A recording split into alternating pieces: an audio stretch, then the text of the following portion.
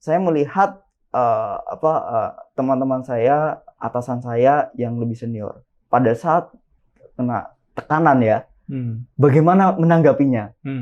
Oh, ternyata pada saat misalkan kita mendapat tekanan, cara menanggapinya seperti ini, dengan halus, elegan, tapi kena. Satu hal umum yang bisa kita jadikan pedoman, yaitu kita harus menentukan ikigai kita. Orang kan akan mikir, ngapain jauh-jauh Amerika, terus mainnya kerjanya di Jawa Timur sama Kalimantan, kenapa nggak di Amerika? Gimana tuh, Ri? Kalau misalnya ada yang kayak gitu deh komennya.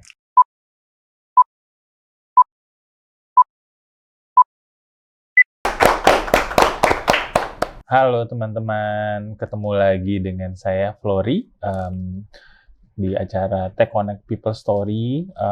Kali ini seperti biasa, acara ini kita mendatangkan narasumber dari berbagai macam industri, berbagai macam penampilan, laki-laki, perempuan, tua, muda, senior, junior. Kali ini ya mungkin nanti kita akan ngobrol sama, kalau secara umur dan penampilan sih kelihatannya lebih muda dari saya, jauh. Tapi bukan berarti kemudian nggak punya cerita yang menarik, karena yang bersangkutan nanti dalam ceritanya akan coba ngobrolin pengalaman berpindah industri dan juga berpindah pekerjaan. Yang pastinya itu menjadi tantangan gimana yang bersangkutan menerima atau mengembrace this kind of opportunity dengan bersikap open-minded. Mungkin kita akan bahas di sisi itu. Nah, kita sambut dulu Eriawan. Coba mungkin kamu sebutin namamu yang panjang ini. Kalau aku kan manggil kamu cuma Eri doang. Kalau kamu coba sebutkan pelafalan nama kamu yang panjang ini. Ya, Eriawan Firdausaman Khairul Razikin. Khairul Razikin. Ya, oke, namanya unik, tapi nama panggilannya Eri. Cukup Eri. Karena kalau misalnya ngomongin tadi Eriawan Firdausaman Khairul Razikin, lidahnya bisa keselio dikit. Oke. Nah, Eri ini jauh-jauh datang dari Gresik, menyempatkan diri di tengah kesibukan agenda kerjanya untuk datang ke studio kita. Terima kasih banyak waktunya dan kesempatannya. Nah, biar teman-teman nggak penasaran, mungkin boleh langsung memperkenalkan diri. Terserah mau nyebutin nama lengkapnya lagi juga boleh, monggo, silahkan. Oke, baik.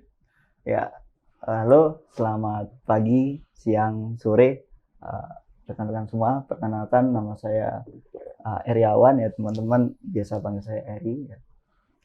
Jadi saat ini saya ditugaskan sebagai Head of Factory atau Factory General Manager di salah satu perusahaan yang bergerak di petrochemical industry. Gitu. Oke, ini berarti lokasinya di Gresik. Di Gresik. Atau lokasi kerja cuma ada di Gresik atau gimana? Ya, untuk plannya kita ada saat ini yang beroperasi ada 3, 2 di Gresik, 1 di Cikupa Tangerang. Oke. Nah, yang di Gresik 2 ini ya saya ditugaskan untuk memimpin 2 ini. Oke. Tapi aslinya Jawa Timur atau gimana? Saya asli Jawa Timur, asli Situbondo. Oke. Tapal Kuda. Jadi happy ya balik ke kota, nggak jauh dari tempat tinggal atau domisili asal ya. Betul. Nah mungkin boleh cerita dulu nggak, Ri, biar teman-teman kebayang bahwa tadi aku bilang bahwa Eri di tampilan dan usia yang lebih muda ini sudah punya pengalaman. Nah, mungkin boleh cerita juga secara latar belakang dulu, apakah memang dari petrochemical atau gimana sebelum akhirnya di posisi yang sekarang. Oke. Nah, ini mungkin rada panjang karena kehidupan saya perlu dengan jungkir balik. Jadi saya lulus kuliah tahun 2016, itu jurusan saya sebagai Petroleum and Natural Gas Engineering di Amerika Serikat di West Virginia University. Oke. Nah, kemudian lulus langsung nekat pulang aja ke Indo. Lalu alhamdulillah diterima sebagai MDP di Sangat Semanding pada saat itu. Nah, cuman yang logi saya mungkin MDP nanti ditugaskan di geologinya gitu ya, karena kan ada di petroleum kan ada kita pelajaran geologi ya, eksplorasi. Ternyata tidak. Ternyata ditugaskan di HR. Wah, ini dari petroleum bahkan petroleum ke HR ya pada saat itu. Cuman pada saat itu memang ya kaitannya dengan kepentingan keluarga juga, dan saya juga inginnya memang tidak spesialis ya. Dari awal sudah saya inginnya tidak menjadi spesialis, saya inginnya jurnalis. Saya terima tantangan itu. HR-nya HR bagian apa nih? Karena HR kan banyak tuh. Betul. Nah, HR di bagian organization development dan juga di performance management. Betul. Nah di situ kesempatan besar saya sebenarnya di HR itu, khususnya di organization development, karena kaitannya sama organization structure. Jadi bisa mengenal bisnis secara helikopter view ya, secara utuh itu, dari hulu ke hilir, bagian dari yang bagian staff sampai bagian strategiknya ya, dari berbagai divisi. Saya tahu fungsi-fungsinya. Nah ini pelajaran yang sangat penting untuk saya. Memang sangat sulit sekali ya, dari teknik perminyakan dan gas alam, kemudian belajar HR, hal yang sama sekali baru. Ya mau nggak mau juga ya, alhamdulillah pada saat itu atasannya juga mengerti, paham dengan latar belakang saya memang teknik harus diajarin dulu dari awal. Nah pada saat memang yang saya lakukan adalah open minded. Saya men-challenge diri saya, bisa tidak nih? Jawaban saya harus bisa. Jadi belajar dari awal, dijelaskan satu persatu gitu ya. Ya dari situ belajar HR itu fungsinya apa, ya kan? Kemudian juga belajar bagaimana membuat struktur organisasi yang baik ya, yang efektif, efisien. Karena kan Senior Manding lebih ke learn organization structure seperti itu ya.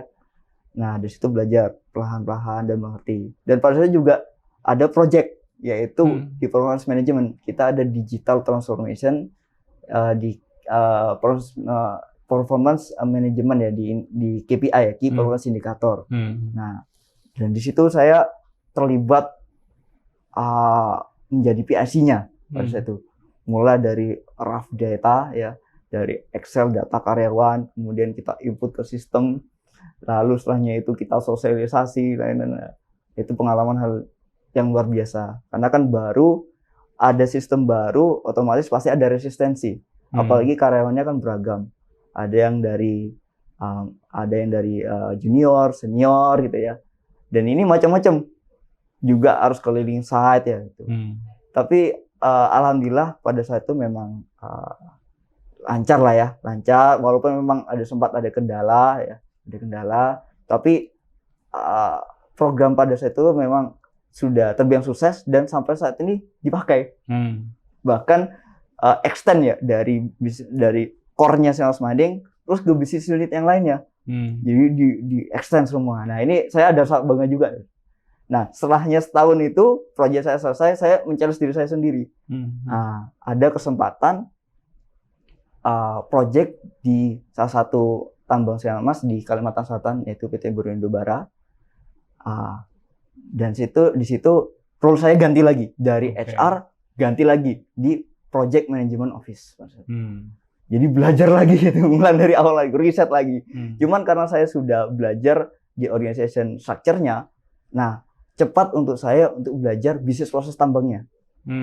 Dari plus background teknik. Jadi sudah ada dasar teknik ya. Kenapa kita harus eksplorasi dulu ya. Ya sedikit banyak masih ingat lah ya, well log itu apa itu, analisanya bagaimana ya. Masih ingat ya. Jadi cepat nangkapnya. Dari kita tambang ya, stripping ratio berapa, istilah-istilah tambang juga mudah untuk saya bisa menyesuaikan ya. Dari hulu kita tambang sampai ke hilir. Cuman pada saat itu proyek saya fokusnya di hilir, yaitu di pembangunan fasilitas crushing batubara yang baru. Jadi pembangunan itu sangat masif karena kita bangun crusher yang besar, yang beda dari sebelumnya. diikuti dengan proyek-proyek yang lainnya, upgrade capacity ini barge loading conveyor yang untuk menghantarkan batu bara ke ini Tongkang, dan juga hauling route upgrade, jalan tambangnya juga. Jadi banyak ini, masif sekali. Nah, di situ saya belajar banyak hal. Saya belajar tentang administrasi, ya, yaitu dari pengadaan barang dari PR, ya, sampai ke PO, sampai ke pembayaran, terus belajar juga bagaimana handle project management dari initiating phase sampai closing monitoring, seperti itu. Kemudian juga sempat mencicipi procurement juga. Bayangkan pada saat hari pertama kali pindah ke sana, sama atasan langsung coba pimpin tender. Waduh, pimpin tender. Langsung disuruh, iya, langsung diminta pimpin tender. Ya udah, dengan langsung saya percaya diri aja. Baik Bapak Ibu, kita lanjutkan meeting ini. Jadi tadi sampai mana? Sampai oke, baik. Monggo dari Bapak langsung jelaskan penampakannya apa. Jadi langsung aja. Apa ya? Saya tidak resist dulu itu, menerima dulu. Oke, coba dulu. Bisa enggak? Nah, alhamdulillah setelah berapa 4 tahun 8 bulan project sudah selesai, mencari hal baru lagi. Karena saya merasa saya bisa challenge diri saya lebih dari ini. Karena handle project sudah bisa. Bagaimana kalau handle satu perusahaan? Oke. Ada kesempatan ini dan kebetulan lokasinya ya dekat kampung halaman. Jadi why not? Dan juga industrinya dekat-dekat ke background saya, petroleum, lebih suka lagi saya. Walaupun memang tantangannya berbeda ya. Kalau yang proyek pertama di HR adalah improvement digitalisasi itu yang performance management. Kalau di BEB itu kita adalah massive ini production and sales ya. Jadi peningkatan ada. Kita ada growth, expansive growth. Tapi kalau proyek ini kita itu pengobatan. Pengobatan dalam arti bagaimana kita memperbaiki perusahaan yang sudah lemah ya di titik financialnya, productionnya menjadi baik lagi. Nah, memang tantangannya luar biasa. Tapi alhamdulillah sudah tanda-tanda membaik. Tapi menariknya kalau misalnya dari cerita Erik, kan diperkuatnya justru dari pemahaman terkait organization development, kayak bicara struktur, berarti job evaluation, job analysis, job description, yang kemudian masuk ke performance, yang memastikan bahwa benar nggak sih orang-orang ini deliver sesuai dengan pekerjaan yang sudah dirancang, ya kan? Ketika kemudian deliver, kemudian hasilnya harusnya sudah positif di sisi bisnis ya. Nah, kemudian diceburkan lagi ke dalam suatu posisi yang ya memang langsung industri yang operationalnya kelihatan. Kemudian sekarang perusahaan cuma memang beda industri, cuma masuk ke teknik. Nah, ada tantangannya atau benar-benar ceritanya selancar yang disampaikan sama Eri? Karena tadi kayak kalau menceritakan kan aku juga nangkepnya jadi gampang gitu loh. Kayak teman-teman juga mudah-mudahan nangkepnya, oh ya benar juga ya. Eri kayak nggak langsung nolak, oh saya nggak mau. Misalnya kalau kita bicara MDP kan mungkin kayak MT ya. Iya, MT. Ya kan? Pada saat itu tahun berapa Pak? 2016. Nah, berarti sudah berapa tahun yang lalu tuh? Sudah berapa? 8-9 tahun ini. Ya, 9 tahun yang lalu ya kan. Biasanya kan, aduh aku background ini aku nggak mau kerjaan ini. Ada yang seperti itu. Nah, apakah tadi Eri sempat bilang, ya udah deh dicoba dulu. Nah, kemudian setelah itu dicoba dulu, tadi sempat bilang mencari tantangan dan segala macam. Apakah memang semudah yang diceritakan atau ada tantangannya? Gimana? Malah itu penuh dengan tantangan dan tantangan ya. Tapi dicari sendiri atau dicemplungin atau gimana nih? Mungkin biar seru nih, karena kan 2016 dia baru masuk kerja nih teman-teman. Kalau aku sih 2016 ya sudah di beberapa perusahaan yang berbeda. Jadi memang kelihatannya umurnya beda. Tapi prestasinya oke banget, Eri. Silakan, Ri. Dua-duanya ya. Jadi saya butuh tantangan. Juga pada saya tuh ada opportunity. Jadi klop nih. Ya, Ya sudah, saya ambil. Memang rintangan dan tantangannya banyak saya. Mungkin yang proyek pertama sudah saya sampaikan tantangannya ya resistensi, dan dari saya juga, dari diri saya juga harus belajar lagi. Bagaimana saya menjelaskan ke orang kalau saya juga nggak ngerti kan. Jadi ya saya harus belajar juga dari awal. Saya nggak tahu awalnya apa itu balance scorecard, gitu kan. Bahkan saya nggak tahu apa itu KPI. Malah pertanyaan-pertanyaan ke atasan saya pada saat adalah hal yang mendasar. Bu, mengapa kita perlu KPI? Nah, jadi dari hal dasar itu, ternyata kita perlu KPI karena untuk mengevaluasi apakah kita sudah on track atau tidak. Nah, dan tiap karyawan itu ada kontribusinya. That's why kita perlu KPI individu gitu kan. Nah, seperti itu. Nah, itu yang proyek pertama. Kalau proyek kedua, nah ini beda lagi tantangannya. Kalau yang pertama kan ke change management ya kan, perubahan. Nah, kalau yang kedua lebih ke sifat teknis ya, artinya kan di lapangan kita ada expansive growth, ada expansive pembangunan ya, ini infrastruktur ya, infrastruktur. Di situ tantangannya lebih ke teknis. Ya tentu juga ada yang sifatnya itu koordinasi ya. Nah, cuman lebih sifat teknis yang mana kita sudah desain sudah bagus, tiba-tiba ternyata strukturnya belok-belok nih. Ternyata setelah dicek, wah analisa di bawah tanah ini ada soft soil-nya. Akhirnya kita restructure lagi budgetnya, perlu budget tambahan, dan itu kan nggak mudah. Karena kita harus mempertanggungjawabkan apa yang sudah kita rencanakan. Ya kan? Jadi tantangannya lebih ke teknis. Tentu kalau tantangan friksi ada di tim pasti ada. Nah, memang kalau fresh graduate nih biasanya itu tantangannya ada di emosi ya gitu ya kan, ada di emosi. Jadi karena labil ya gitu. Cuman pada saat itu saya belajar. Saya melihat teman-teman saya, atasan saya yang lebih senior pada saat kena tekanan ya, bagaimana menanggapinya.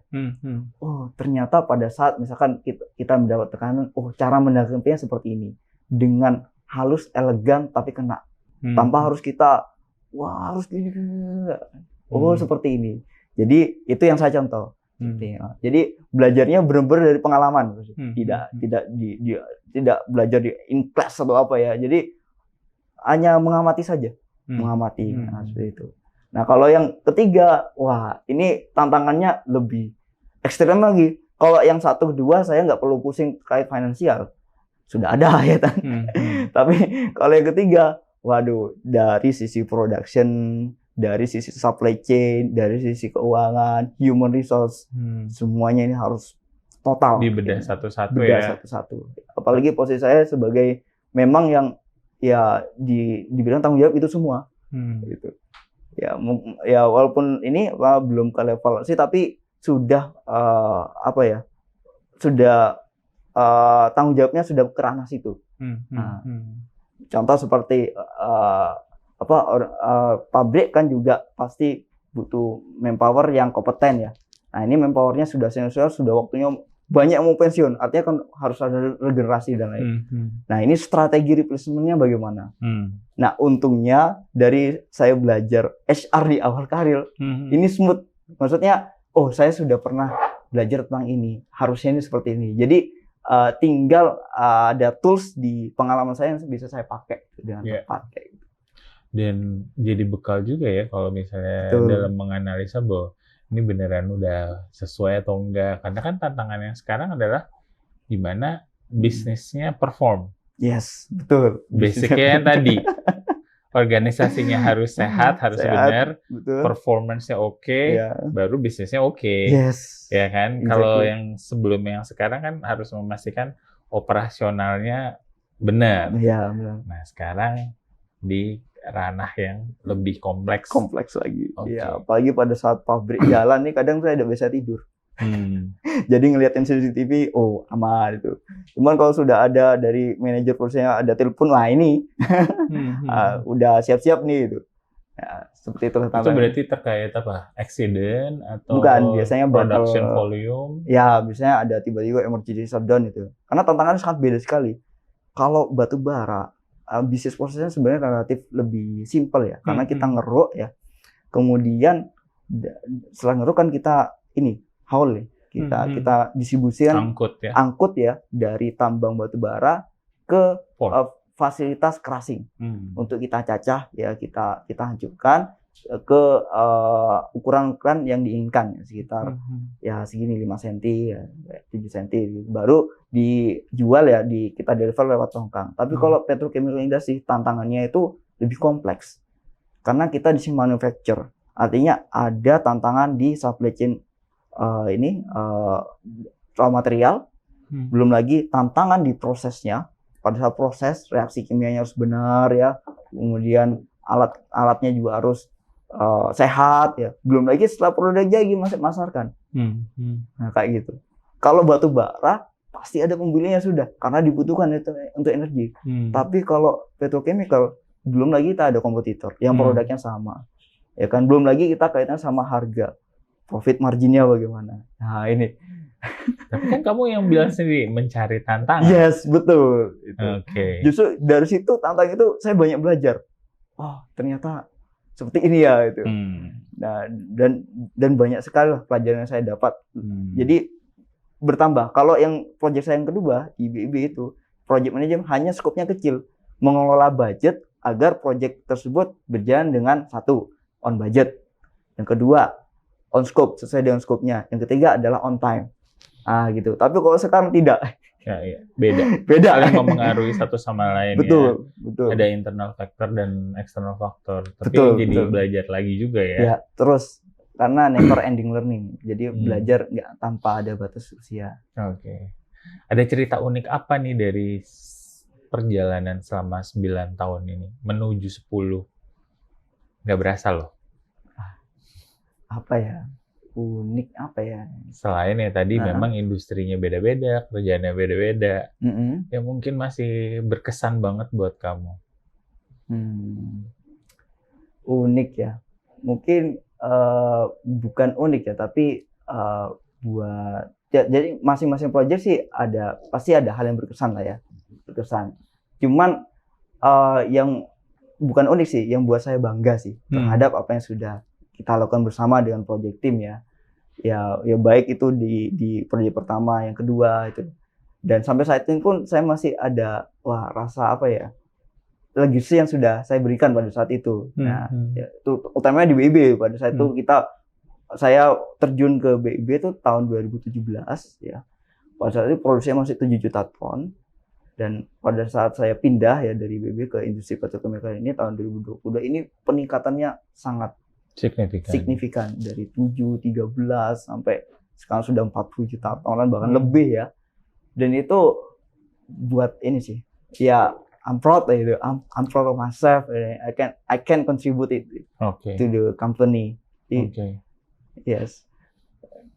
Nah, lokasi ngaruh juga nggak? Kamu kan tadi sempat bilang kuliah sempat di Amerika.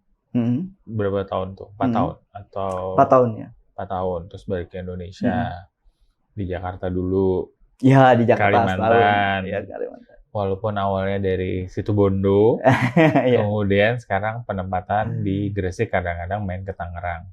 Itu gimana tuh? Maksudnya orang kan akan mikir, ngapain jauh-jauh Amerika, terus mainnya kerjanya di Jawa Timur sama Kalimantan, kenapa nggak di Amerika? Gimana tuh, Ri? Kalau misalnya ada yang kayak gitu deh komennya. Pasti. Itu pengalaman saya banyak yang tanya gitu. Khususnya pada saat awal-awal ini ya. Awal-awal lulus ya, kenapa kok cari kerjaan di ini? Kenapa kok nggak di sana saja? Banyak yang dipertimbangkan sih. Dipertimbangkan. Khususnya kaitan sama keluarga lah, pribadi, seperti itu. Dan bagi saya sih, saya nggak harus kerja di seperti nggak harus cari kerja di Amerika juga itu, karena kan rezeki kan tiap bisa orang kan bisa di mana saja itu. Cuman yang saya inginkan adalah cita-cita saya aja nanti, bagaimana saya bisa handle satu korporasi, entah itu saya punya korporasinya atau bekerja ditugas untuk menghandle satu korporasi, seperti itu. Memang pada saat itu juga ada faktor eksternal ya. 2016 teknik perminyakan lagi ibaratnya seret lah untuk mencari lowongan ya pada saat itu. Bidangnya. Karena surplus pada saat itu. Surplus, banyak layoff dan lain. Jadi banyak juga teman saya yang ada yang kerja juga itu di luar dari bidangnya, ada yang lanjutkan S2 ya untuk karena kan yang ini ya mereka terpaksa harus juga balik lagi S2, mereka ambil MBA dan lain-lain. Kalau saya terima tantangan baru kayak itu. Sambil nanti belajar hal baru. Nah, sekarang sudah punya hal baru, tinggal dipertajam. Itu. Karena prinsip-prinsipnya sebenarnya kurang lebih sama ya. Tinggal memang magnitudenya dan skalanya aja yang beda-beda ya. Oke.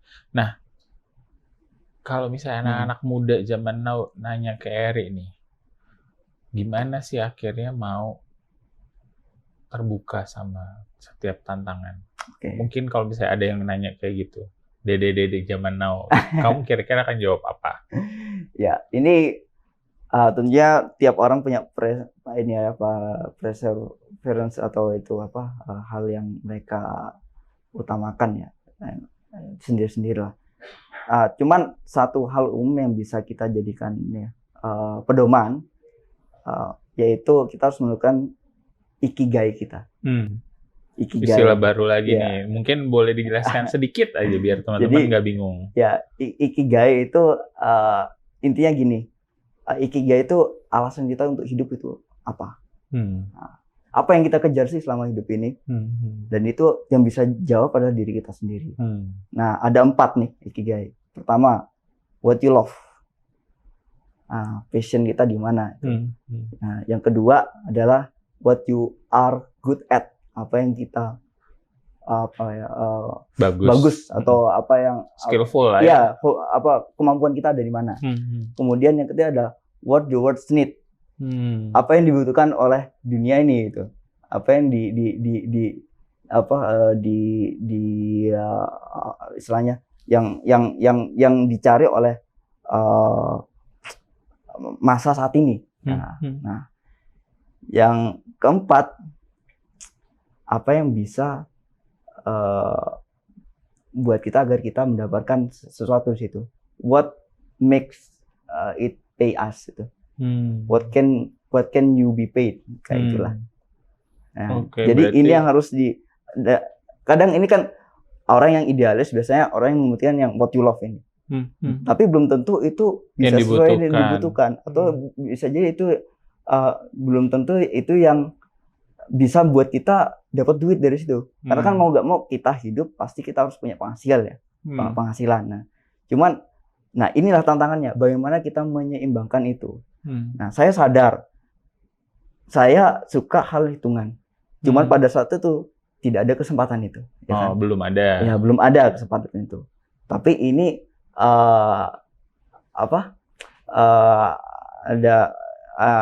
tapi saya bagus ya, maksudnya saya merasa saya bisa.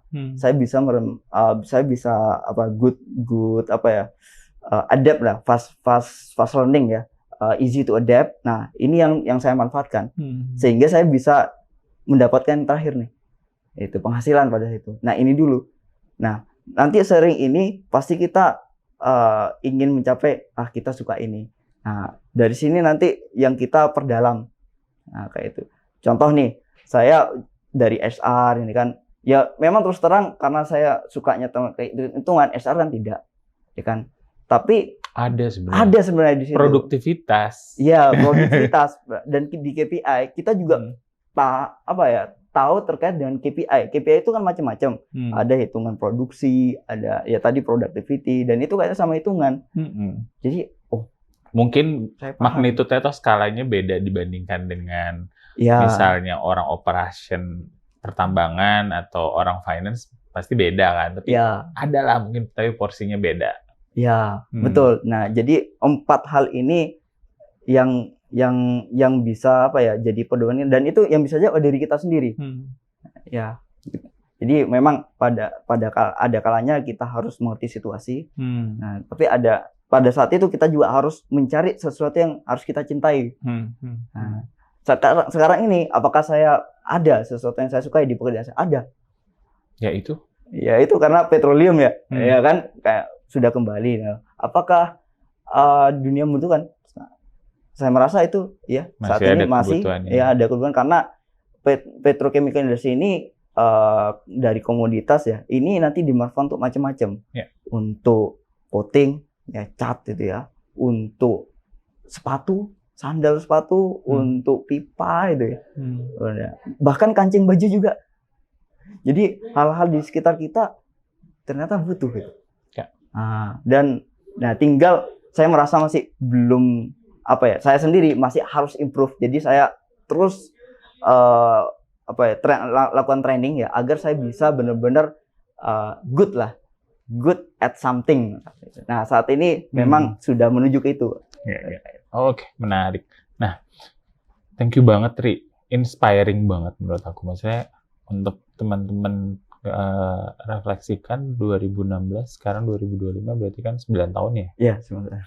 Tapi udah bisa mencapai posisi yang cukup tinggi banget menurutku ya. Maksudnya Factory General Manager. Mudah-mudahan ini membantu mengingatkan teman-teman suka apa, bermanfaat atau tidak, dan gimana bisa mempertajam tadi ya konsep-konsep itu, dan tentunya bisa dibaca lebih lanjut ya. Berarti kan memang harus selalu terbuka nih. Eri kayaknya selain open-minded, karena dia orangnya juga terima tantangan terus, dia juga baca, cari tahu, belajar lagi, nggak cepat puas. Kalau anak zaman now kan bilangnya ambisius, tapi there's nothing wrong with that gitu loh. Maksudnya as long as positive, and then in the end, Eri juga dari ceritanya bisa kasih kontribusi ya. Real stories that what he's doing is positive and contributive to the business. Nah, Ri, kalau misalnya ngelihat lo go-goin, apa nih yang bisa kamu sampaikan? Grit, collaboration, winning spirit. Dan dari cerita kamu yang terkait yang mana, Ri? Semuanya sih. Semuanya. Jadi dengan semua 3 ini tentunya bisa mengantar saya sampai ke titik ini. Grit ini kan terkait dengan integritas kita untuk melakukan sesuatu dengan sungguh-sungguh ya. Nah, atasan saya juga sudah kasih tahu bahwa kita kerja itu tiga hal nih, yaitu kerja tuntas, kerja cerdas, kerja ikhlas. Nah, di situ. Sekarang saya tambahin. Nah, insya Allah kalau 3 ini semuanya akan terbalas. Oke. Jadi percaya itu aja. Terbalas dengan yang baik ya. Terbalas dengan yang baik. Pokoknya kan kita mengejar untuk yang penting kita sungguh-sungguh. Nah, gitu. Kolaborasi pastinya penting ya. Banyak tadi yang sudah saya sampaikan bahwa untuk kita kerja itu tentunya kita nggak bisa sendirian. Ya, kita kerja harus bisa adaptasi ya tentunya ya dengan lingkungan kita, dengan tim kita, dengan inter departemen ya, dengan antar divisi juga, antar bisnis unit ya. Pastinya juga ada kepentingan sendiri-sendiri, ada culture-nya sendiri, ada juga kebiasaan yang harus dirubah ya. Betul. Dan ini kita ibaratnya gini, kita harus saling menerima. Kalau saya tanamkan semangat seperti ini, Pak Flu. Kita sama-sama kerja, kita sama-sama punya kepentingan ya. Ayo kita kerja bareng, kita saling bantu ya. Jadi Bapak atau Ibu perlunya apa saya bantu, saya ada perlu mohon dibantu juga. Jadi semangat itu saling membantu. Jadi yang saya tanamkan adalah kalau bisa jangan skup-skupan dulu gitu. Nanti aja itu. Yang penting kita saling bantu dulu. Nah, baru nanti kalau ada yang kurang, ya ayo kita diskusikan bersama. Nah, itu kolaborasi yang pentingnya. Nah, yang terakhir winning spirit. Nah, ini dia. Winning spirit ini kalau versi saya adalah bagaimana kita menjadi versi terbaik kita. Nah, artinya kalau sudah kerja, ya kita harus berikan best effort kita. Jangan setengah-setengah kayak itu. Ya tentunya dari cerita yang tadi itu ya bukan saya ini ya, maksudnya saya juga butuh waktu untuk menuntaskan itu, untuk memberikan effort saya sampai ya gak jarang juga lembur gitu ya. Dan itu tanpa paksaan, karena saya ingin memberikan effort itu. Saya ingin memberikan yang the best of myself, the best of my work kayak itu. Karena kan tadi juga kalau misalnya menyangkut dengan apa yang kamu suka, what you're good at, and then will it be beneficial for the organization, and then it brings you a paycheck that support your living kan. In the end, balik lagi ke motivasinya dan harus selalu dijaga dengan positive things in your mind juga kan. Yes, correct. Gitu. Exactly. Nah, teman-teman, isinya daging semua nih ceritanya. Ya kan? Maksudnya buat yang menyaksikan atau mendengarkan, ya Eri dengan latar belakang yang berbeda mau menerima pekerjaan yang beda sama latar belakang pendidikan. That's what we get first. And then kemudian mau menurunkan ego pastinya untuk belajar dan nggak merasa hebat. Tapi justru kalau misalnya dari cerita tadi dan kalau lihat bawaan Eri, kalau saya kan udah lumayan datar nih ya. Kalau Eri kan tipikalnya masih ceria, bersemangat, karena masih muda, umurnya beda. Selalu kayak, oh saya jadi belajar ini, saya jadi punya masukan ini, saya jadi tahu ini, belajar organization development, performance management. Oh saya di-assign project ini, kayak selalu semangatnya ada. Saya dikasih tantangan ini, kalau teman-teman lihat, semangatnya selalu ada. And that I think reflecting your winning spirit sebenarnya. Yang kemudian ketika di posisi yang sudah senior, which is becoming factory general manager, di industri yang berbeda dari sebelumnya, dia membawa semua pengalaman itu dan ilmu-ilmunya. Oke? Thank you banget, Eri. Sebelum menutup, mungkin ada satu pesan buat teman-teman yang dengerin atau nonton cerita Eri yang mau ditambahkan dari yang tadi kita udah obrolin. Nah, oke. Ya, teman-teman, ya ini hanya sharing saja dan mungkin ya teman-teman juga punya ini ya pada tips-tips yang berbeda atau pedoman yang berbeda dalam hidup. Cuman kalau dari saya mungkin ini bisa digunakan juga nih. Tadi yang awalnya yang sudah saya sebutkan, find your ikigai. Karena ini buat kita itu jadi tidak stres dalam ya di kehidupan kita, baik itu bekerja, apalagi kita sudah punya ini ya rumah tangga dan lain-lain. Find your ikigai itu sangat penting.